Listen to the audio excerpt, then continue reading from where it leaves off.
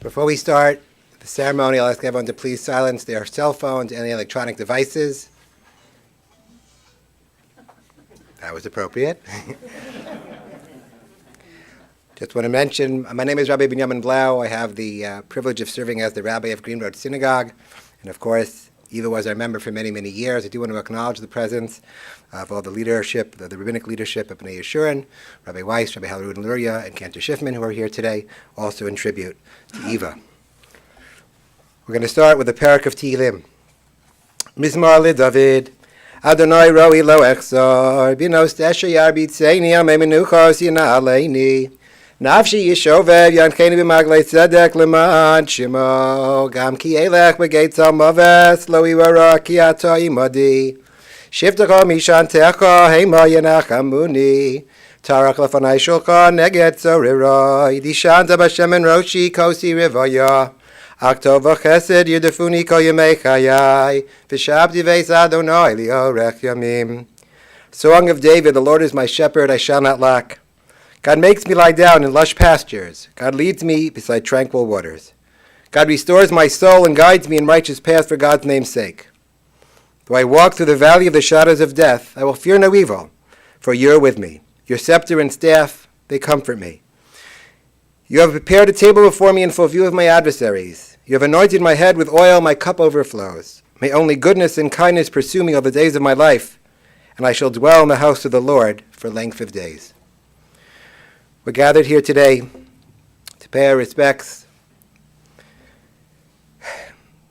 to a beloved member of the synagogue, wonderful wife, mother, grandmother, great-grandmother, Alta Babi, Libach Sharna Bat Avram Simcha, Eva Hersh. In many ways, it's really the end of a generation. Here at Green Road Synagogue, a synagogue built by survivors. In the last few years, unfortunately, our ranks have dwindled greatly, and Eva was one of those pillars of our shul, pillars of our community, and it really is too soon to see her leave our ranks.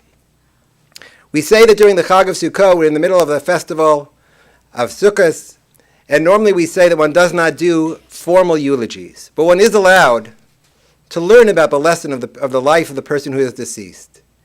And Eva is a life that there's so much to be learned from.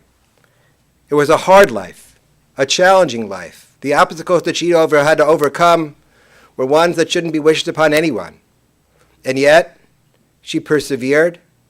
She raised an amazing family, and she was able not only to survive, but somehow thrive, despite all the obstacles. And there's much for us to learn from and admire, and really hope we inculcate on our own children, as she did in hers and her family.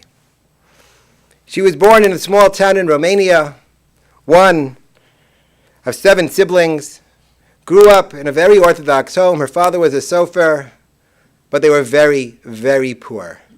In fact, her mother was an expert at making something out of nothing, an incredible alabaster, being able to cook food when there really wasn't much in the home.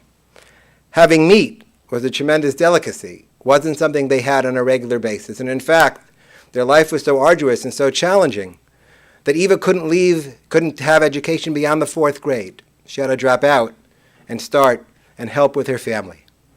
Amazing, as we'll come back to in a moment, a woman with a 4th grade education was an incredible businesswoman. She had unbelievable natural intelligence and grace and was able to do things in a magnificent way, but she left as your education after the 4th grade because she needed to help the family and help their finances. Like many of the people in that area, in the area of Romania and Transylvania, she and her family were taken to Auschwitz. And of the 7 siblings, only 5 survived. Her parents and 2 of her siblings died there. She was saved by her cousin, we'll pronounce it correctly depending on the right pronunciation, Friday, right? Different ways. If you're more of a Litvischer background, perhaps I pronounce it a little differently. Her cousin helped save her life.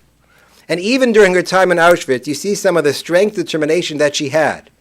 Because she and her cousin, their job was to prepare fuses for the German army. Whenever they could, they would sneak and sabotage them without trying to get caught. She had a strength of character that she continued throughout her lifetime. But could imagine a young girl going through Auschwitz, emerges, survives, but has no parents and has to start life again.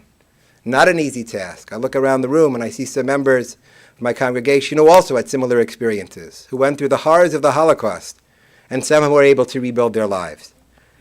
She married, she met her husband in a DP camp. They had their eldest son soon after, and worked their way eventually, first by way of South Bend, Indiana, and then came to Cleveland. And the early time in Cleveland was not easy. Finding income was difficult.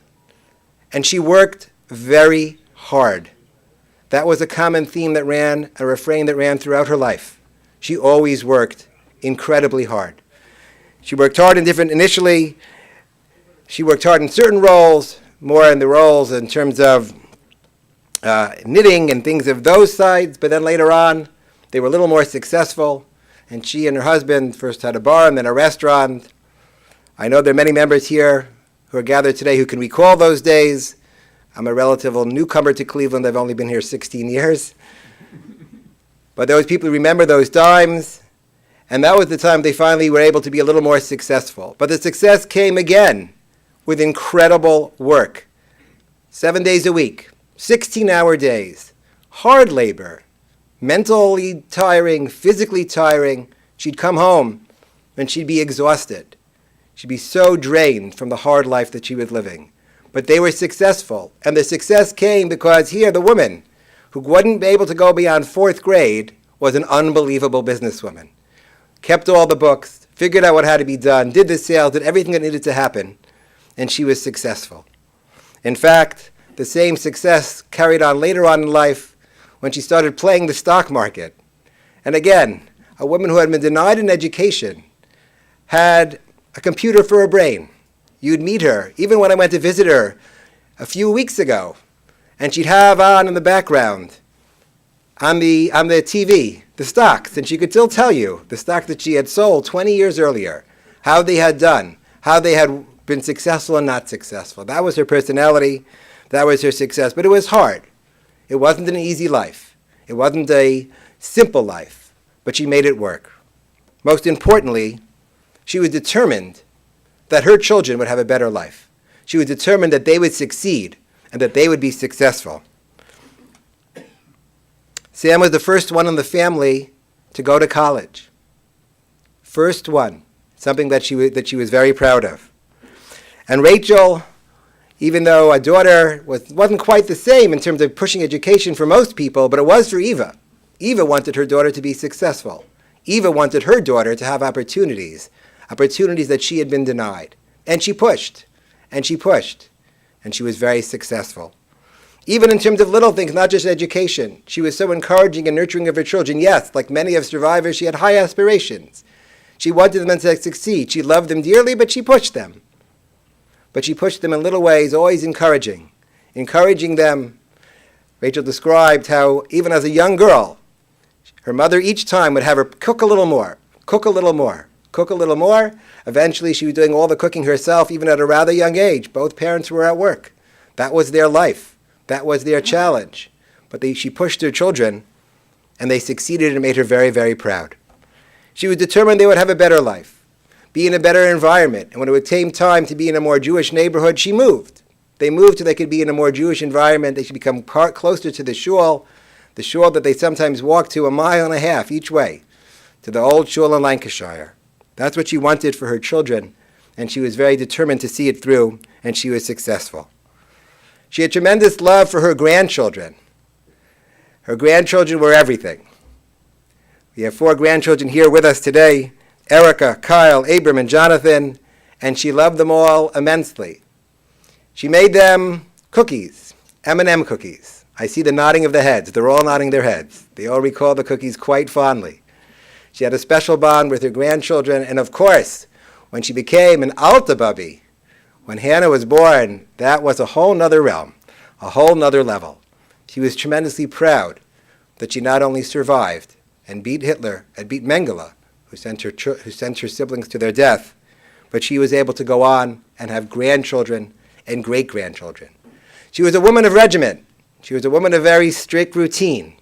Milchik on Tuesdays. That's what it was. The family was kidding with me that when one of them wanted to change it and have a Monday night dairy meal, what? Milchiks on a Monday? You can't have milchiks on a Monday. Her house was immaculate, always incredibly cleaned. Her clothes were always perfectly pressed, perfectly aligned. Perhaps not matched, but perfectly aligned.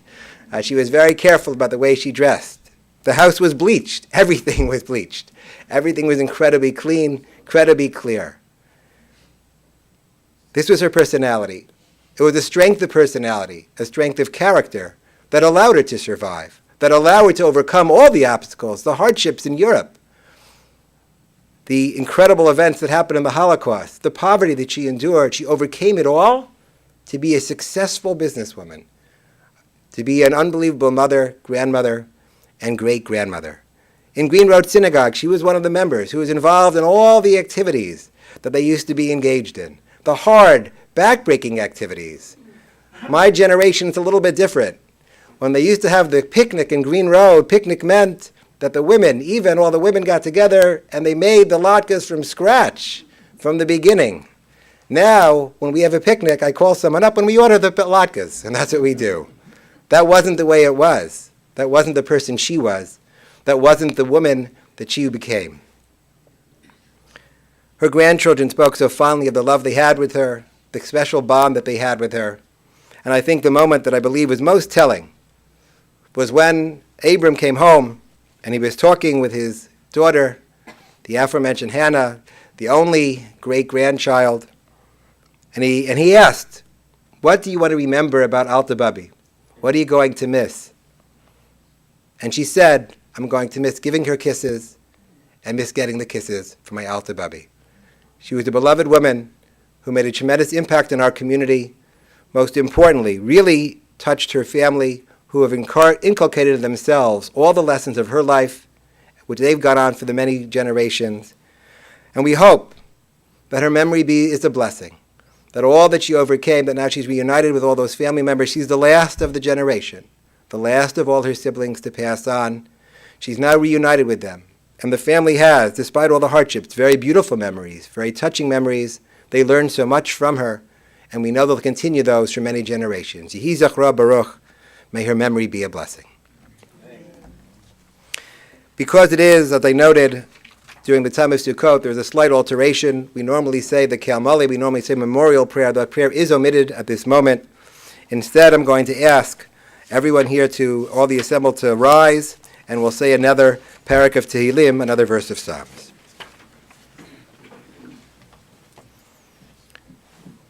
Michtam LeDavid, Shemreini el ki chasi sivach, amart l'Adonai Adonayata tavasi ba'alolecha, Lakdoshim asher ba'aretz hema v'adirei kol chaf sivam, Yubuat v'asam achem aharu ba'alasik nixlehem midam v'alaseh shmosam al sfosoi, Adonai b'noschel ki v'chosi ata tomich korali, Chavalim nafli banimim af nachla shafra alai, Avarei kat Adonai asher yatzani af lelos yisru nechil yosoi, Shivisi Adonai deni tamid kmimini balemot, Lachen samach libi v'yagel kvodi apsari yishkon levetach, Kilos hazov nafshi lishol, Osisin chatzi d'chali rosh shachas, Todi eni orach hayim savas machazes ponecha nimos bimincha netzach. You may be seated. This concludes this part of the service. We will be having the interment at Zion Memorial. The family will be receiving visitors after the service today until 8 p.m. this evening at the Schwartz Residence, 24712 Wimbledon Road, Beechwood. The Shiva, because of the nature of the situation, the Shiva will really commence after the holiday. They commence Wednesday evening, October 26th. The hours are then from 7 to 9, and Thursday, October 27th, from 7 to 9. Contributions are suggested either to the Chesed Fund of Bnei Yeshurun or the Jewish Family Service Association. Once again, I thank you all, and may your memory be a blessing.